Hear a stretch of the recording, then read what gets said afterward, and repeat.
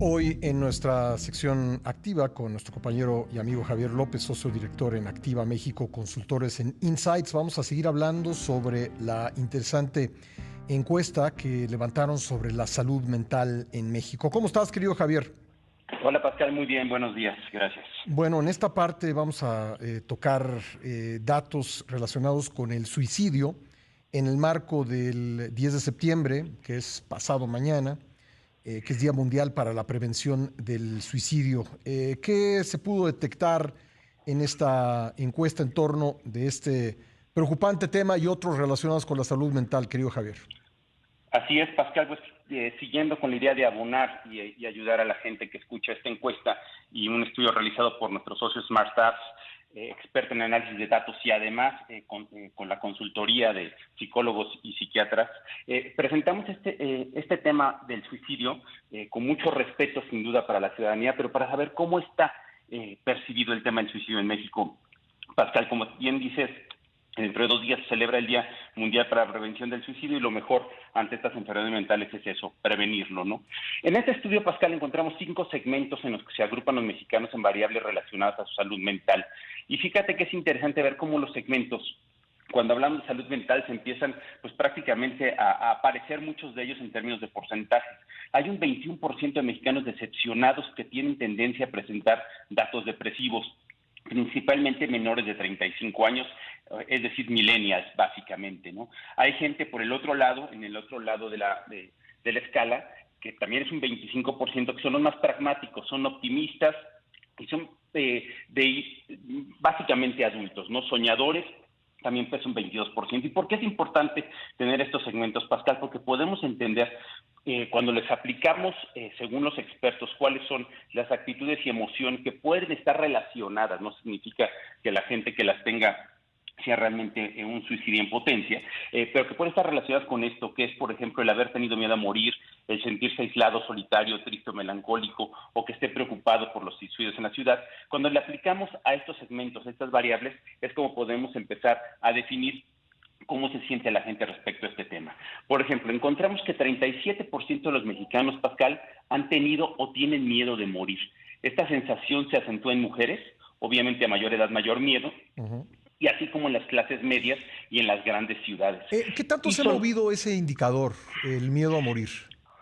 fíjate que no lo tengo medido, esa es Ujú. la primera vez que se hace esta encuesta, pero es un indicador que sin duda habría que darle seguimiento, porque pues está evidentemente dejando de lado el tema de la edad, que pues obviamente sería una cosa natural, mientras más viejo te haces quizá más miedo a enfrentarte a lo desconocido, Ujú. pero es interesante ver cómo, por ejemplo, en segmentos que están de melancólicos, ¿no? En donde ya te dije que hay muchísimo millennial, son en donde se encuentra también mayor miedo a morir, así como los decepcionados, que pesan pues prácticamente el 21% de la población, es donde también se encuentra el mayor miedo a morir.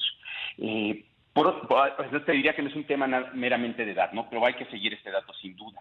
Por otro lado, 24% de los mexicanos, Pascal, este es un dato interesante y muy preocupante, se sienten regularmente tristes y melancólicos, y un 11% aislados y solitarios, que era el otro factor que los expertos mencionaban que había que cuidar, ¿no? Estos factores no abonan en la estabilidad emocional de las personas. Los tristes y solitarios son más mujeres y los aislados y solitarios son mayoritariamente hombres, siendo la clase media igualmente la más afectada. Yo diría que la clase media quizás es donde se está haciendo mayor catarsis de la situación o la vida o los problemas que se tienen, y es ahí donde destaca en la encuesta una mayor preocupación. Por último, hablamos de la preocupación que la gente tiene por los suicidios en la ciudad, en su ciudad. 30% dijo estar muy preocupado, mientras que el 42% mencionó estar algo preocupado. Esto lo que nos deja ver, Pascal, es que hay conocimiento sobre la situación de suicidios entre los mexicanos. Al parecer no es algo ajeno, al menos en el tema de percepción social, perdón. Y yo te diría que la preocupación tiene fundamento, ya que cuando juntamos estas variables de análisis, que como mencioné al principio y que según los expertos pueden estar relacionadas con el suicidio, hay al menos un tercio de la población que las manifiesta abiertamente en esta encuesta. No significa que un tercio de la población sea potencialmente suicida, sin embargo, sí muestra vulnerabilidad en las variables que se midieron, Pascal.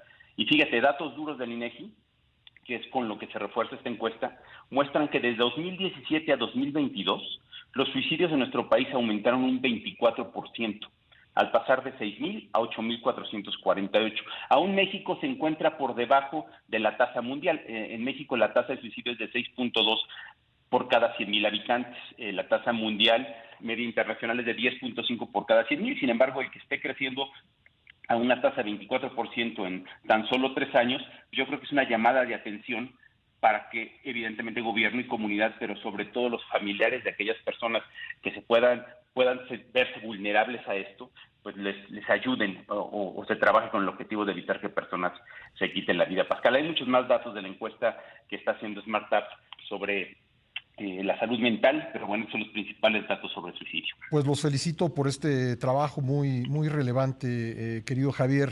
¿Dónde lo puede consultar nuestra audiencia, si eres tan amable en comentarnos? Sí, en la página de smartapps.com.mx o también en nuestra página www.activas6.com. Y aprovecho nada más para mencionarle al público, hay varias líneas de apoyo telefónico con respecto a este tema, Pascal. Sí. La UNAM tiene una línea de apoyo psicológico Consejo muy Ciudadano. importante, el Consejo Ciudadano. Entonces no está de más pues darle una revisada a estas líneas para, si se siente uno mal, se siente uno preocupado. Ahí hay asesoría psicológica gratuita, entonces no está de más. Qué bueno que lo mencionas. Gracias, Javier. Te mando un gran abrazo. Buen fin de semana. A ti, Pascal. Buenos días a todos. Gracias, Javier López, socio director en Activa México Consultores en Insight.